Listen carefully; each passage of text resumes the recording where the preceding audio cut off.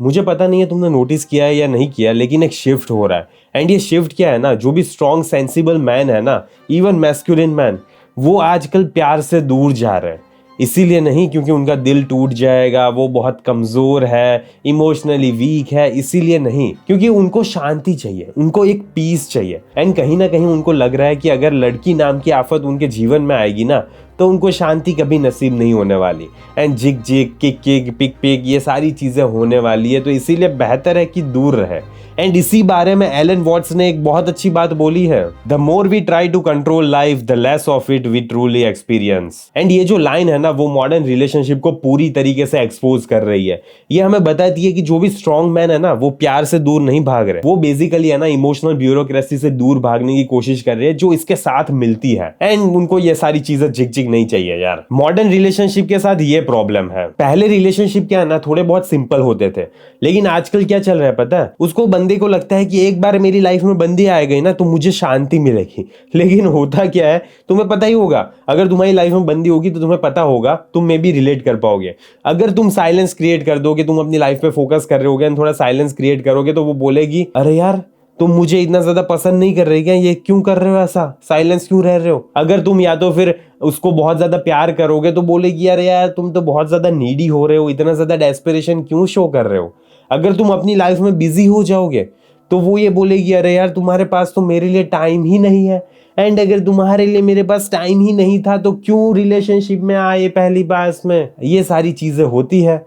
अब हमें समझ नहीं आता कि इसमें फिर करे क्या। एक बंदा सुबह 10 बजे जॉब पे जाता है एंड फिर वापस आएगा 8-9 बजे, थका हारा होगा बेचारा एंड दर्द से पीड़ा में होगा, ठीक है। एंड अब यहाँ पे आके दूसरी शिफ्ट चालू, उसको बंदी को इमोशनली सहारा दो, रीअश्योरेंस दो, अरे यार तुम सही कर रही हो, सब कुछ तुम जीत जाओगी, तुम अपनी लाइफ में अचीव कर लोगी, तुम करती रहो, लगी रहो, ये वो सारी चीजें। बाकी फिर इमोशनली अगर कुछ अप्स एंड डाउन्स चल रहे होंगे तो उसमें फिर सारी चीजें बकचक झिक झिक। एंड ये उसे ऐसा फील ही नहीं हो रहा है, एक तरह का कनेक्शन टाइप फील ही नहीं हो रहा। उसे लग रहा है कि पूरी तरीके से वो एग्जॉस्ट हो जा रहा है, पूरे दिन में ना ही कुछ कर रहा है, जॉब पे ध्यान दो एंड घर आके फिर बीवी पे ध्यान दो। अब करे तो करे क्या, मेरी कुछ पर्सनल लाइफ, पर्सनल स्पेस तो बची ही नहीं है। एंड जो वीक मैन होते हैं वो इसमें फंस तो जाते हैं, लेकिन स्ट्रॉन्ग मैन क्या करते हैं पता है, वो सारी चीजों में बोलते नहीं है, वो कुछ नहीं बोलेंगे, वो ये सारी चीजें ऑब्जर्व कर रहे हैं एंड फिर सोचते हैं मुझे ये सारी चीजें नहीं चाहिए। एंड इसीलिए फिर वो है ना स्टेप बैक कर लेता है। इसीलिए फिर वो डिसाइड करते हैं यार मुझे ये सारी चीजें नहीं चाहिए, मैं अकेला ही ठीक हूँ, मुझे कोई जीवन में बकचोदी नहीं चाहिए, इतना झिक झिक किक किक क्या है यार, अब मैं यहाँ पे मेरी परेशानियों से उभर नहीं पा रहा एंड अब मैं उस बंदी की परेशानी झेलूं, नहीं चाहिए यार मुझे ये सारी ड्रामा, मुझे मेरी लाइफ शांति से बितानी है।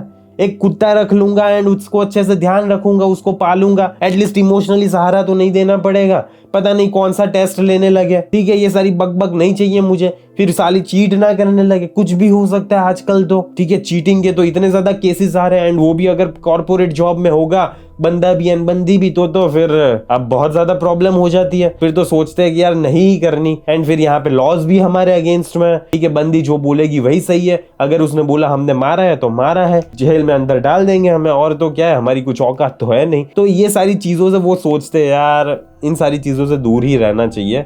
लड़की प्रॉब्लम ज्यादा ला रही है मेरी लाइफ में एंड अच्छी चीजें कहीं ना कहीं कम ला रही है, तो फिर बेटर है कि मैं दूर ही रहता हूँ इन सारी चीजों से। मैं तुम्हें मेरा एक एग्जांपल बताता हूँ। क्या हुआ था ना, थोड़े टाइम पहले मेरी लाइफ में एक लड़की आई थी। अब उस लड़की के साथ मैं थोड़ा ज्यादा इमोशनली इन्वेस्ट हो गया। स्टार्टिंग में मजा आ रहा था, इतनी ज्यादा अच्छी फीलिंग आ रही थी, इतना ज्यादा प्यार के चश्मे पहन लिए थे मैंने, सारी चीजें अच्छी अच्छी लग रही थी, इतना मजा आ रहा था, वो फेमिनाइन में मैस्कुलिन एंड जिंदगी मस्त मजे में जा रही थी, सब कुछ चिल लग रहा था। लेकिन फिर थोड़े टाइम बाद क्या हुआ पता है, वो बोलती थी यार तुम बहुत ज्यादा ड्राई हो गए हो, अभी इतना ज्यादा मजा नहीं आ रहा रिलेशनशिप में, कुछ स्पार्क नहीं है, कुछ अट्रैक्शन नहीं है, कुछ वो नहीं है, कुछ ये नहीं है, ठीक है। फिर वो सारी चीजें सॉर्ट आउट करते गए, वो फिर बातें की, फिर ठीक हुई थोड़ी बहुत, फिर वापस कुछ ना कुछ बकचोदी आ जाती थी, सारी चीजें चलती रही, ठीक है, थोड़े टाइम तक चलती रही। फिर पता है मैंने क्या नोटिस किया, मैंने ये नोटिस किया कि साला मैं अपनी मेंटल एनर्जी है ना, मेंटल पीस ज्यादा खो रहा हूँ इन सारी चीजों में।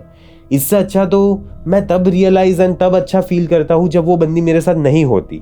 तो मैंने उससे थोड़ा डिटैच होना स्टार्ट कर दिया, थोड़ा कम टाइम स्पेंड करना स्टार्ट कर दिया एंड मैं अपने आप के साथ ज़्यादा टाइम स्पेंड करने लगा, अपनी एक्टिविटीज़ में, अपने आप में। बहुत साल पहले की बात है। तो फिर धीरे धीरे शिफ्ट होता गया एंड फिर मुझे रियलाइज हुआ यार मुझे वो बंदी की रियली में जरूरत नहीं है, क्योंकि मुझे मेंटली उसके साथ अच्छा फील नहीं हो रहा था। मुझे ऐसा लग रहा था कि मैं ड्रेन हो जा रहा हूँ। मैं ना ही कुछ सोच पा रहा था, ना ही अपने पर्पस पे ध्यान दे पा रहा था, ना ही अपने जीवन में कुछ उखाड़ने की कोशिश कर रहा था, कुछ भी नहीं कर रहा था। ऐसे ही चूतियों की तरह यहाँ बैठा रहता था, सोता रहता था, उसके साथ घंटों घंटे बातें करता रहता था। एंड फिर अट्रैक्शन तो खत्म होने ही वाला है ऐसे, राइट? अट्रैक्शन खत्म हो जाता है, मैंने बहुत बार बताया तुम्हें। एंड हमारे बीच में भी यही हो रहा था, मजा नहीं आ रहा था। वो ना ही मुझे सपोर्ट कर पा रही थी। सपोर्ट क्यों ही करेगी, क्योंकि मैं कुछ कर तो रहा नहीं था, जीवन में कुछ नहीं उखाड़ रहा था मैं, तो फिर वो सपोर्ट कैसे करेगी? तो वो भी सपोर्ट नहीं कर रही थी, कुछ नहीं, ऐसे ही फालतू में चलती जा रही थी जिंदगी। लेकिन फिर मैंने रियलाइज किया कि नहीं यार, ऐसे जिंदगी अच्छी नहीं जा रही। एंड वो बंदी है ना कहीं मेरे ग्रोथ को स्टॉप कर रही है। मैं वो पर्सन नहीं बन पा रहा जो मुझे रियली में होना चाहिए, क्योंकि वो मेरा बेस्ट वर्जन निकालनी चाहिए, राइट? वो मुझे एक अच्छे से पुश करनी चाहिए अपनी लाइफ में कुछ अचीव करने के लिए। पर यहाँ पे मैं तो इतना खोखला बनता जा रहा हूँ, इतना वीक बनता जा रहा हूँ। तब मैंने डिसाइड किया कि ये रिलेशनशिप ऐसे नहीं चलेगी, क्योंकि कहीं ना कहीं ये हेल्दी रिलेशनशिप नहीं है। एंड कहीं ना कहीं ये बंदी रोक रही है, या तो फिर मैं ही इसके प्यार में इतना चूतिया बन रहा हूँ कि मैं ही अपने आप को पुश नहीं कर पा रहा, मैं ही अपने आप को ग्रोथ की तरफ मोटिवेट नहीं कर पा रहा। ज्यादा ना ही पैसे कमाने की सोच रहा हूँ, ना ही ज्यादा वीडियोस बनाने की सोच रहा हूँ, ना ही कुछ उखाड़ने की सोच रहा हूँ, कुछ भी नहीं सोच रहा। बस ऐसे ही जीवन में झंड की तरह बैठा हूँ, जिम जाता था एंड बस अपना काम करता था, थोड़े बहुत पैसे मिलते थे मुझे एंड बस वही सारी चीजें किया जाता था। पर मैं है ना अपने आप का 100% पोटेंशियल रीच नहीं कर पा रहा था।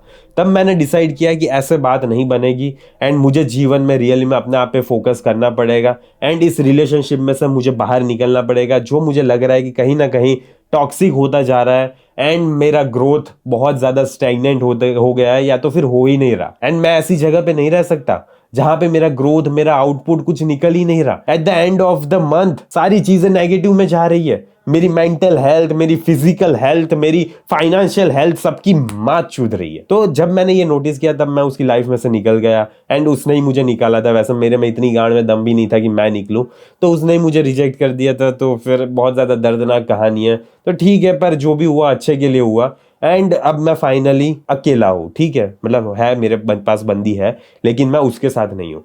तो अब सिचुएशन क्या होती है ना कि ऐसा मैंने फील किया उस पर्टिकुलर टाइम में, मैंने ये फील कर दिया कि अगर तुम्हारे पास ऐसी बंदी होती है जो तुम्हारे ग्रोथ को रोकती है, जो तुम्हारी मेंटल एनर्जी को एग्जॉस्ट करती है, तो बेटर होता है कि तुम अकेले रहो। तुम अपने आप के साथ रहो, अपने आप को जानो, अपने आप के साथ टाइम स्पेंड करो, देखो, जानो, समझो कि तुम्हें क्या पसंद है, तुम्हें क्या नहीं पसंद, क्या लाइफ में उखाड़ना है, क्या नहीं करना, क्या कौन सी चीजों से दूर दूर तक जाना ही नहीं है उसके पास। सारी चीजों के तुम ज्यादा अच्छे से ऑब्जर्व कर पाओगे, अपने आप का नेचर तुम ऑब्जर्व कर पाओगे, तुम्हें क्या करना है, तुम्हें क्या नहीं करना है, तुम्हें एक बेटर ना डायरेक्शन मिल पाती है एंड फिर तुम उस डायरेक्शन में चल पाते हो। तो ये चीज होती है जब तुम सॉलिट्यूड में रहते हो। एंड तुम्हें एक और चीज बताता हूं, अगर मैं अभी आज जो पर्सन हूं, अगर मैं अभी जैसा स्टेबल पर्सन हूं, ठीक है, तो अगर मेरे साथ ऐसा कुछ रिलेशनशिप में होता तो मैं कैसे वॉक अवे कर देता पता है? मैं इजीली वॉक अवे कर देता, क्योंकि मैं उसके ऊपर इतना ज्यादा इमोशनली डिपेंडेंट नहीं होता।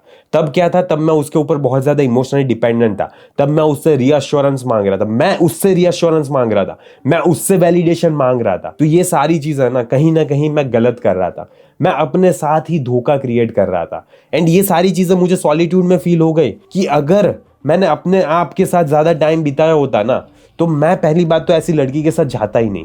एंड अगर मैं ऐसी लड़की के साथ जाता ना, फिर भी मैं अपने आप का इतना ज्यादा वीक, इतना ज्यादा घटिया वर्जन नहीं दिखाता उसको, मैं इतनी सारी स्वीट एंड डवी चीजें नहीं करता। क्योंकि क्या हो रहा था ना कहीं मैं बहुत ही ज्यादा स्वीट बन जा रहा था, बहुत ही ज्यादा, मतलब अल्टीमेटली स्वीट। वो थोड़ा सा रूठ जाती ना, मैं उसको इतना मनाने की कोशिश करता। इतनी बार मैंने सॉरी बोला है ना रिलेशनशिप में कि मैं तुम्हें क्या ही बताऊं। इतना सॉरी तो मैंने जिंदगी में कभी भी नहीं बोला होगा। मैं जब से पैदा हुआ तब से आज तक मैंने इतना सॉरी नहीं बोला होगा जितना मैं उसे एक दिन में सॉरी बोलता था। क्योंकि पता नहीं साला कैसे ना कैसे मेरी गलती हो ही जाती थी, कुछ ना कुछ गड़बड़ कर ही देता था मैं। तो उसकी गलती तो कभी हो ही नहीं सकती, क्योंकि वो तो बहुत ज्यादा अच्छी पर्सन थी। पर मैं ही इतना चूतिया था कि मेरी गलती होती थी हर बार। तो फिर मुझे ही हर बार सॉरी बोलना पड़ता था, मुझे ही ऐसा करना पड़ता था कि प्लीज मेरी लाइफ में आ जाओ, प्लीज मुझे एक्सेप्ट कर लो यार, वरना फिर मैं तुम्हारे बिना कैसे जीऊंगा। अब तुम ही तो मेरा एक सहारा हो। मैं ऐसी जॉब कर रहा हूँ जो मुझे पसंद भी नहीं है, एंड तुम ही हो जिसके बिना, जिसके सहारे से मैं ये सारी जॉब कर पा रहा हूँ, जैसे जिसकी वजह से मैं ये सारी परेशानी झेल पा रहा हूँ। एंड तुम ही अगर मुझे छोड़ के चली जाओगी तो फिर मेरा क्या होगा? तो ये सारी चीजें होती थी। एंड मैं ऐसा रियली मैं लड़की को बता देता था, पता है तुम्हें। एंड यही सबसे बड़ी गलती थी, क्योंकि तुम ऐसी चीजें लड़की को नहीं बता सकते। इससे क्या होता है पता है, लड़की को पता चलता है कि उसका तुम्हारे ऊपर पावर कितना है, उसकी ऑथोरिटी कितनी ज्यादा है, उसका इंपॉर्टेंस, उसकी प्रायोरिटी कितनी ज्यादा है, वो तुम्हारे लिए कितनी ज्यादा मैटर करती है। एंड जब तुम ये सारी चीजें लड़की को बता देते हो ना, तो क्या होता है पता है, वो लड़की है ना आसमान पे पहुंच जाती है। उसे लगता है कि मैं ही भगवान हूँ, रियली में उसे ऐसा लगता है। तो फिर वो सोचती है कि यार इस बंदे की लाइफ में क्यों ही जाना, वैसा भी इतना चूतिया सा है, क्या ही है, मेरे पे इतना डिपेंडेंट है, ये ना ही मुझे प्रोटेक्ट कर पाएगा, ना ही मुझे सेफ फील करवा पाएगा, ना ही मुझे मजा आएगा इसके साथ, तो क्यों ही जाऊं मैं इसके साथ रिलेशनशिप में, समझ रहे हो। तो ये सारी चीजें होती है। तो अगर मैं रियली में स्ट्रांग बंदा होता ना उस टाइम पे, तो मैं वॉक अवे कर देता। लेकिन उस पर्टिकुलर पॉइंट ऑफ टाइम में मैं वीक था एंड इसीलिए मैं वॉक अवे नहीं कर पाया। लेकिन अच्छा हुआ कि उस बंदी ने मुझे छोड़ दिया। Thank you, thanks the Lord कि उस बंदी ने मुझे छोड़ दिया। अगर वो वीडियो देख रही है तो थैंक यू। तो ये सारी चीजें होती है। लेकिन आज अगर ऐसी सिचुएशन होती तो ऐसा होता ही नहीं, पहली बात तो।